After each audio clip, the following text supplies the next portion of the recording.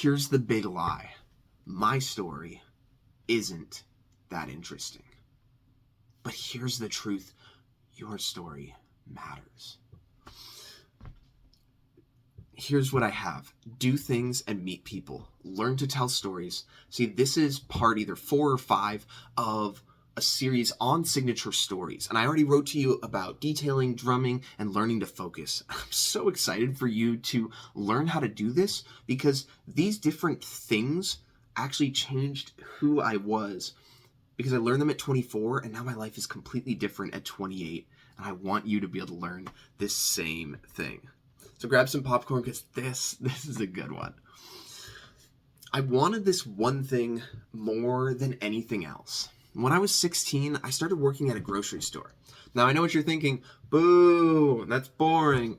But little did I know that boring environment would birth a dream and be the first time I learned a skill that would serve me for the rest of my life.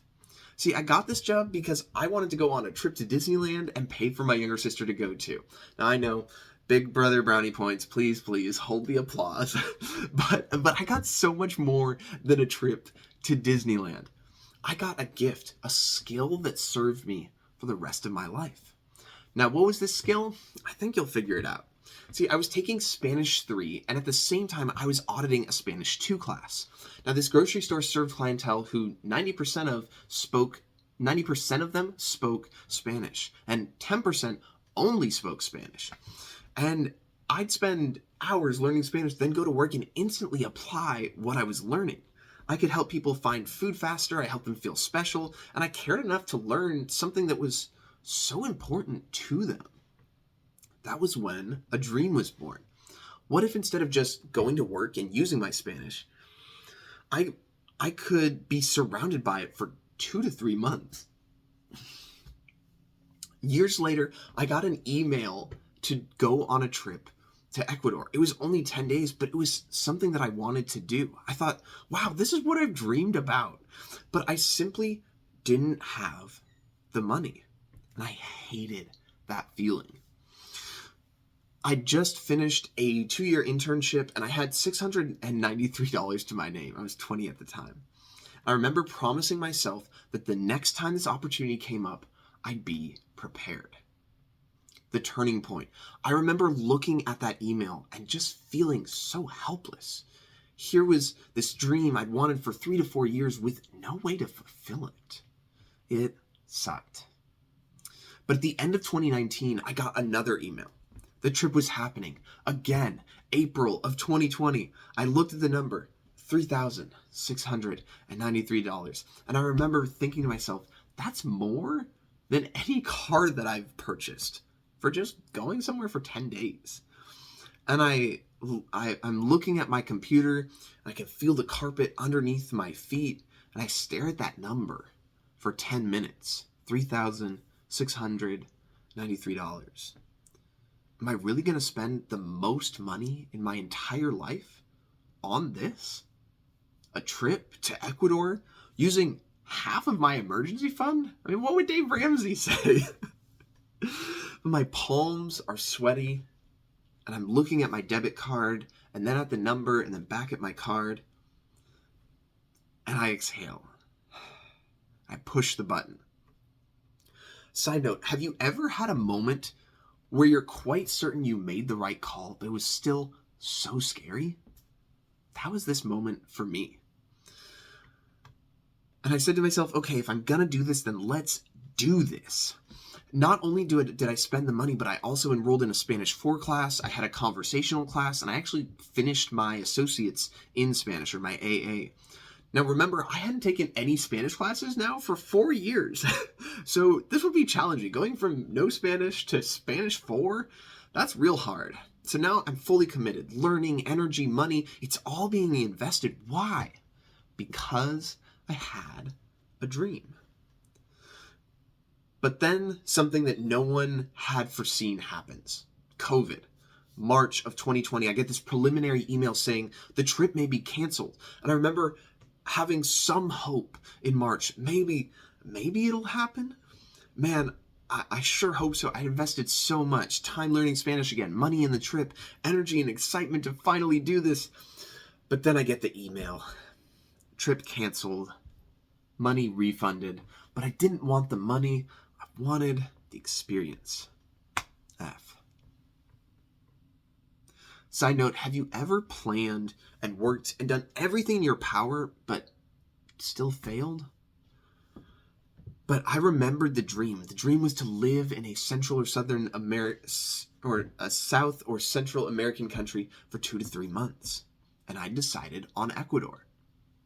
But before I committed to 2 to 3 months, it doesn't make sense to do that without first testing for 2 to 3 weeks to make sure that I don't hate it. So I decided to do something scary. I decided to live out a prayer that I've been telling everyone and praying over myself. I'll just share it with us right now, which I pray that we would be people who live by faith, are known by love, and are voices of hope. That we would dream great dreams and have the courage to go after them. I had to have courage to go. It was time to live and not just talk. I booked the flights to Ecuador. When? At the worst time. I left on December 30th of 2020. So I was there December 2020 into January of 2021. And I still had to get time off and make sure that people could drive me and ensure that I had all the correct paperwork. I'd ask for 3 weeks off at church and a month off from Goodwill, and I was working 2 jobs at the time. And I was prepared to lose both of these jobs for this trip because I actually booked before I asked for permission for the time off. Is that extreme? Probably. But that's what dreams will do for you. They'll pull you towards action. It was terrifying to ask for that time off. I thought I'd get a no. I kept putting the conversation off, afraid of the results. But when I finally asked, something amazing happened. Excitement. What? I thought they'd be so bothered that I was leaving. The people that I worked with were instead so excited for me to go. The church was incredibly supportive. My manager at Goodwill gave me I had to do like a leave of absence so that way I could still come back. But despite all the setbacks, I had continued to refine my Spanish. I had watched movies on Disney Plus in Spanish, which, side note, Frozen in Spanish rocks. And the soundtrack is actually amazing. If you've never heard it, go listen.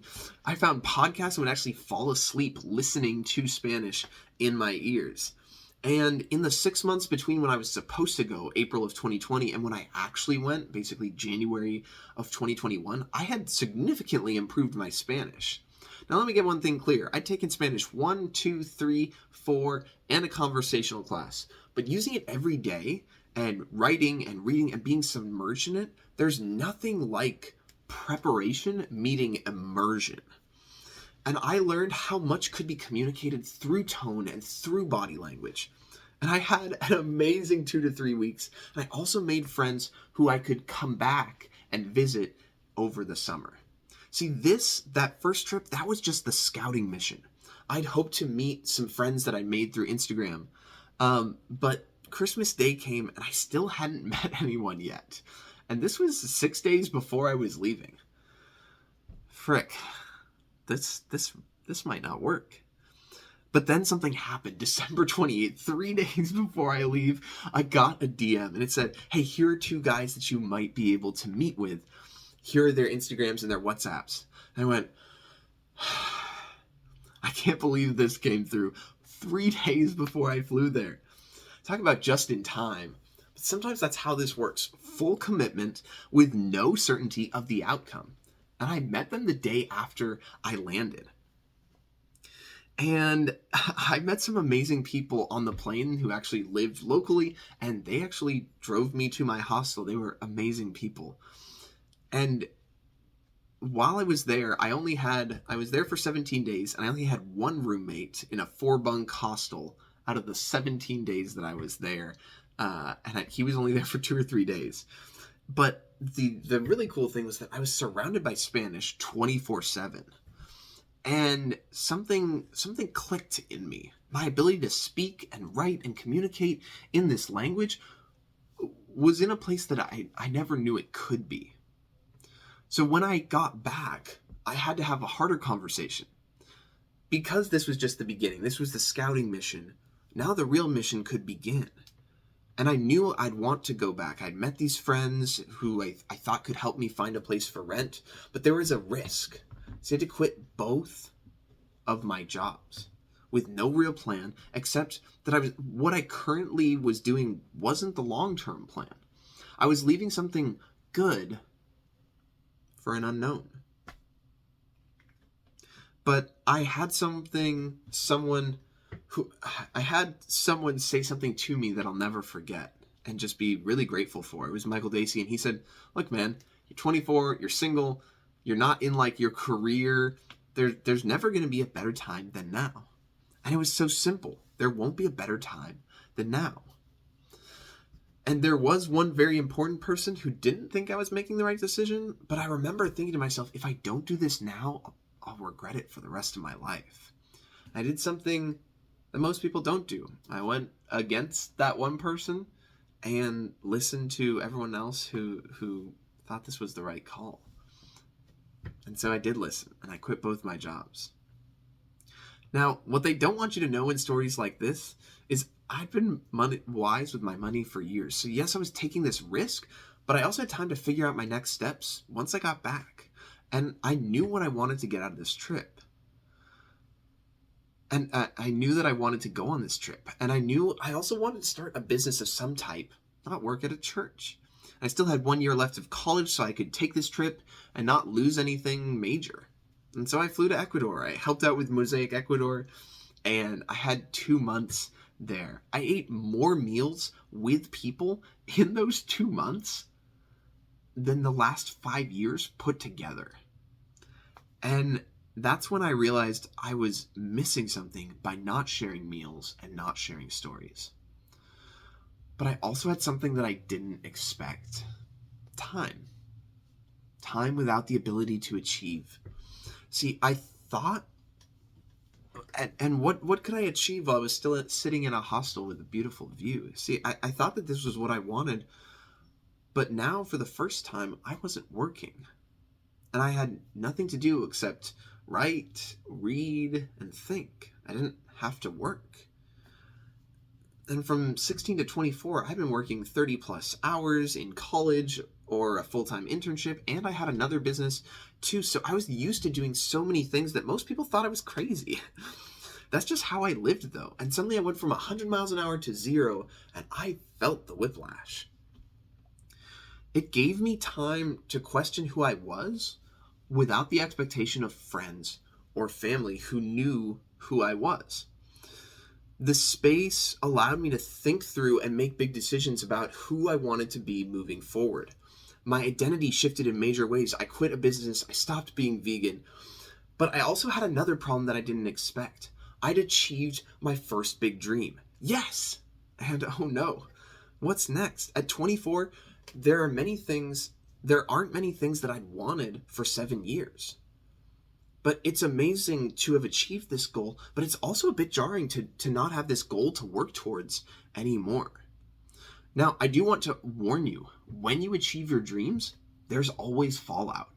What you thought would happen and the reality are often different. And I had this fear, what if this is the best my life ever gets? How do you top traveling for 2 months?